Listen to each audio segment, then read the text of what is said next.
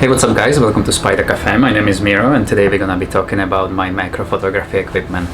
One question often comes up on Instagram or on Facebook. I was gonna ask you, but I didn't know if it was appropriate for me to ask you. What kind of equipment do I use? So this is gonna be one place where you're gonna conveniently find all of the answers.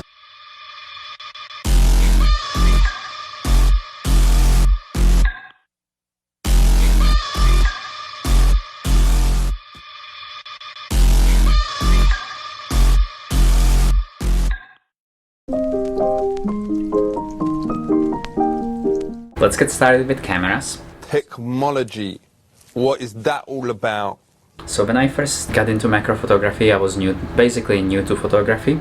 So I decided to start modest and I first started with Nikon D3400. This camera wasn't very expensive.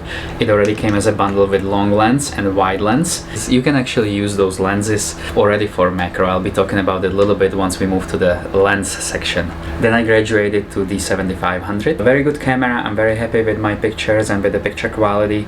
The only downside I would say is pretty heavy. So if you are new to photography, maybe one thing to consider, instead of going Canon or Nikon, maybe go for something like Olympus. They are lighter and they are cheaper too. Just a suggestion. I don't personally shoot Olympus, but I've seen some really good pictures with those. It was just a suggestion! You don't have to buy expensive lenses right away. You can also get some nice pictures and good quality pictures with third-party lenses. My first lens was stuck in 100mm. It was a pretty good lens and it only cost fraction of the first party lens. I also heard people get good results with Sigma. There's also another little trick. You can get something that's called Raynox, which is this little clip-on. And this basically is a magnifier for your already existing lens. So what you can do, and when I was talking about when you can get a DSLR camera bundled lens already, you can just get this, which costs only around $50. You can buy that at B&H or any camera store, and you just pop this clip-on your existing lens. So you can even go from macro to ultra macro and you get even closer. So currently I have a macro lens on this, and I would just, you squeeze these guys, put it on, and that's it.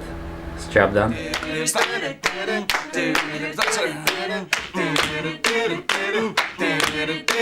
You can also use it on a camcorder. It's really useful. Even if you're gonna be getting first party or third party lens, get Raynox.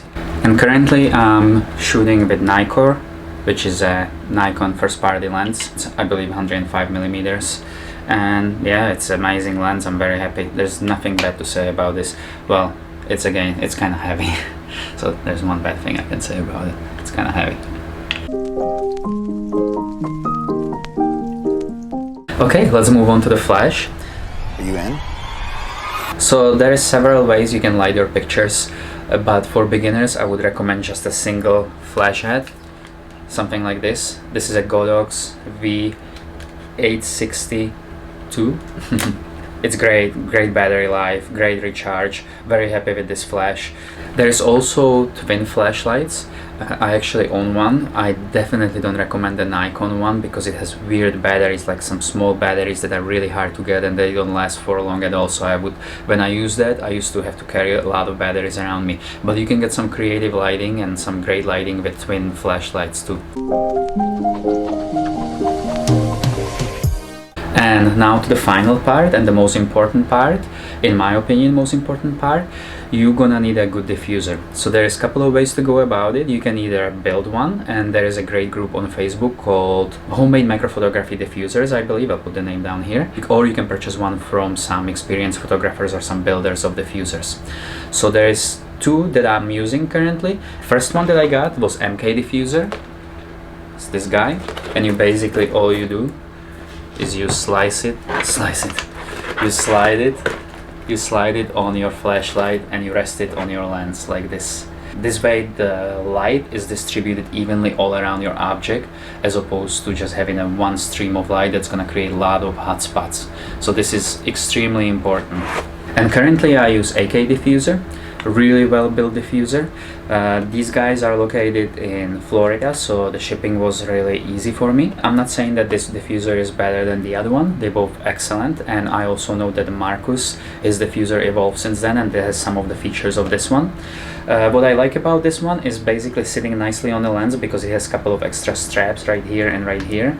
I also really like the focus light that it has because sometimes you're gonna be shooting in conditions that are less than perfect, or you're gonna be shooting at night. And as I said already, it's well built. It also came with two different panels up front, one of them thicker, one of them thinner, depending on how reflective your subject's gonna be. So sometimes you wanna use the thicker, but so far I've only been using the thinner and I've been pretty happy with it. I will switch it for some shots. I already noticed some spiders like black widows who are extremely reflective would do probably better with the thicker one.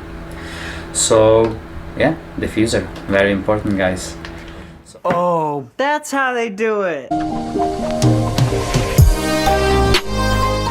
Okay, and now super quick about my technique. I'm gonna put down settings here too. These are just basically like take them with a grain of salt because you know those settings change, but this is something maybe like as a startup point if you don't. Logistics.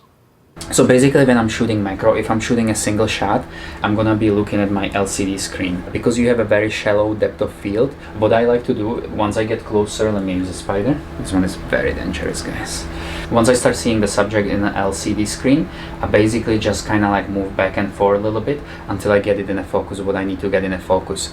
The areas of focus that you wanna use is usually eyes. So we usually focus on the eyes. There is another technique that's called focus stacking.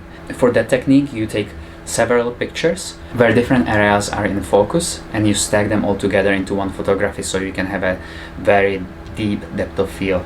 For this, I usually just shoot like this, you know, just looking through the viewfinder. Alright guys, I wanted to do something real quick to just where you can find out about my equipment, and I'm gonna make another future tutorial where I'm just gonna show you a little bit how I approach my photo editing and how I approach my stacking. Don't forget to subscribe, hit the like button and hit the notifications button. One last thing, free shipping on any of our t-shirts, so go check them out at spidercafe.shop. Alright, I'll see you later. Ciao.